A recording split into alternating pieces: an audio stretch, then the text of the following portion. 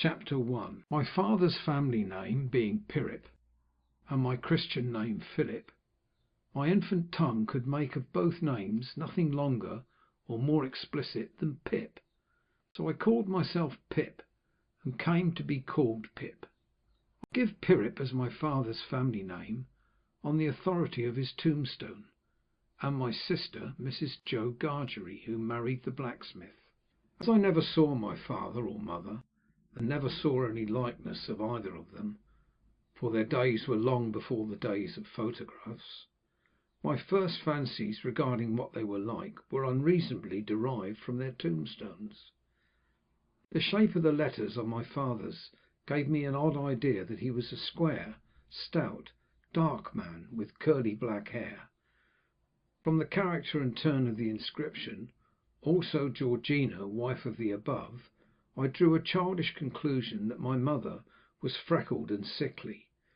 To 5 little stone lozenges, each about 1.5 feet long, which were arranged in a neat row beside their grave, and were sacred to the memory of 5 little brothers of mine, who gave up trying to get a living exceedingly early in that universal struggle, I am indebted for a belief I religiously entertained that they had all been born on their backs with their hands in their trouser pockets, and had never taken them out in this state of existence.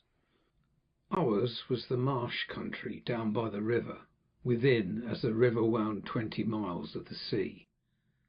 My first most vivid and broad impression of the identity of things seems to me to have been gained on a memorable raw afternoon towards evening.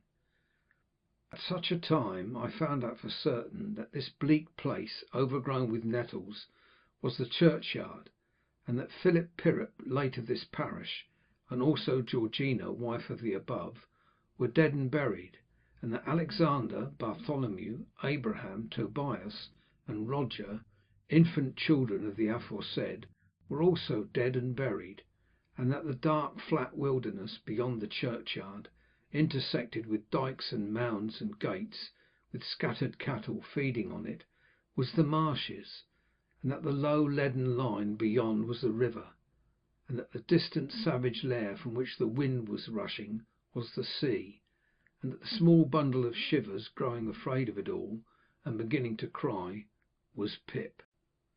"Hold your noise!" cried a terrible voice, as a man started up from among the graves at the side of the church porch.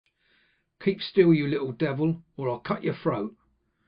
A fearful man, all in coarse grey, with a great iron on his leg, a man with no hat, and with broken shoes, and with an old rag tied round his head, a man who had been soaked in water, and smothered in mud, and lamed by stones, and cut by flints, and stung by nettles, and torn by briars, who limped and shivered and glared and growled, and whose teeth chattered in his head as he seized me by the chin.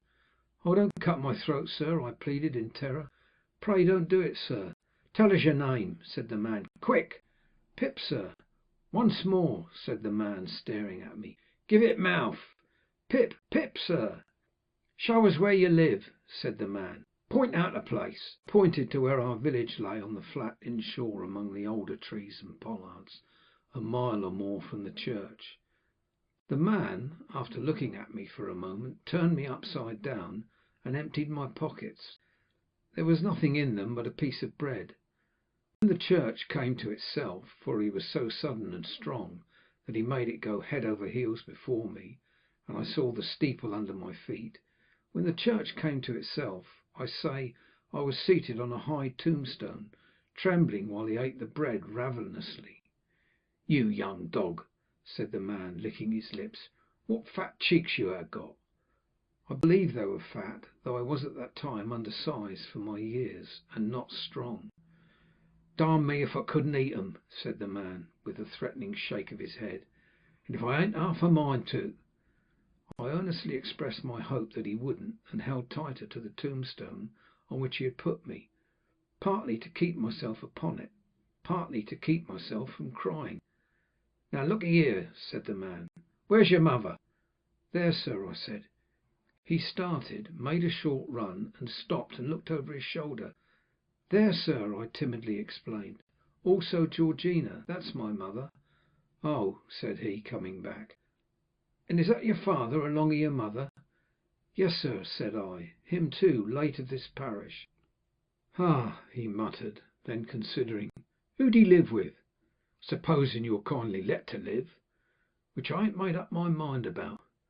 "My sister, sir, Mrs. Joe Gargery, wife of Joe Gargery the blacksmith, sir." "Blacksmith, eh?" said he, and looked down at his leg. After darkly looking at his leg and me several times, he came closer to my tombstone, took me by both arms, and tilted me back as far as he could hold me, so that his eyes looked most powerfully down into mine, and mine looked most helplessly up into his. "Now look'ee here," he said, "the question being whether you're to be let to live, do you know what a file is?" "Yes, sir." "And do you know what whittles is?" "Yes, sir." After each question he tilted me over a little more, so as to give me a greater sense of helplessness and danger.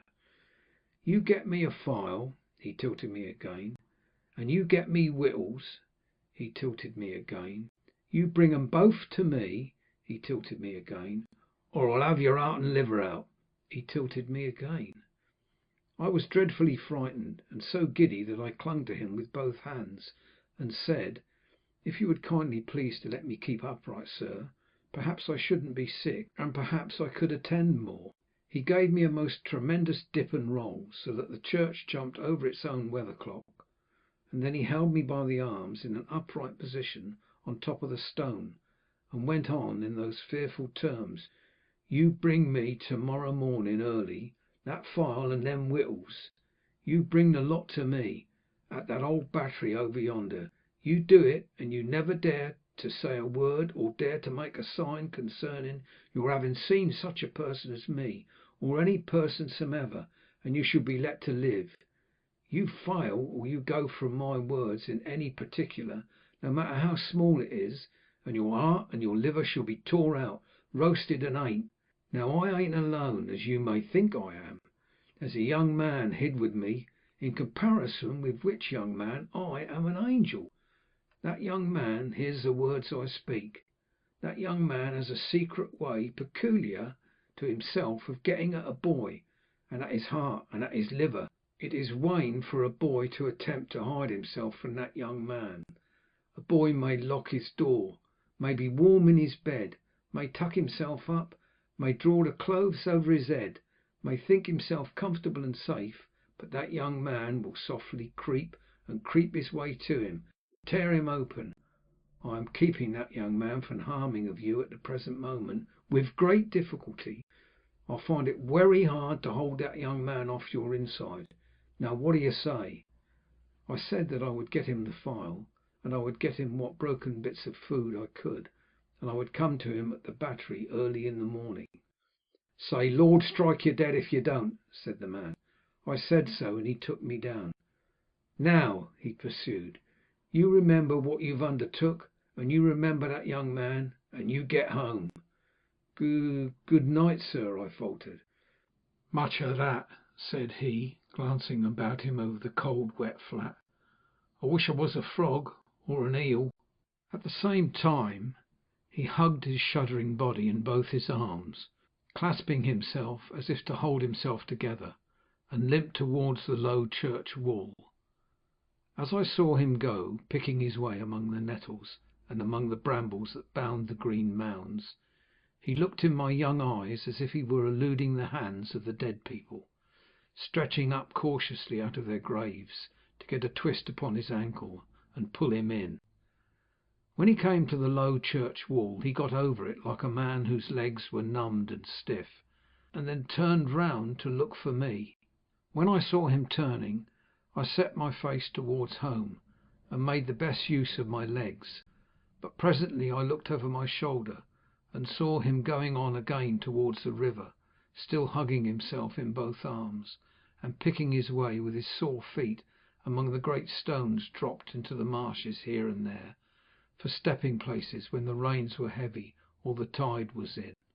The marshes were just a long black horizontal line then, as I stopped to look after him, and the river was just another horizontal line, not nearly so broad or yet so black, and the sky was just a row of long angry red lines and dense black lines intermixed.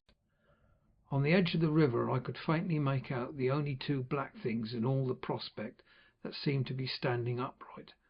One of these was the beacon by which the sailors steered, like an unhooped cask upon a pole, an ugly thing when you were near it; the other a gibbet, with some chains hanging to it which had once held a pirate. The man was limping towards this latter as if he were a pirate come to life, and come down and going back to hook himself up again. It gave me a terrible turn when I thought so, and as I saw the cattle lifting their heads to gaze after him, I wondered whether they thought so too. I looked all around for the horrible young man, and could see no signs of him, but now I was frightened again, and ran home without stopping. End of chapter 1.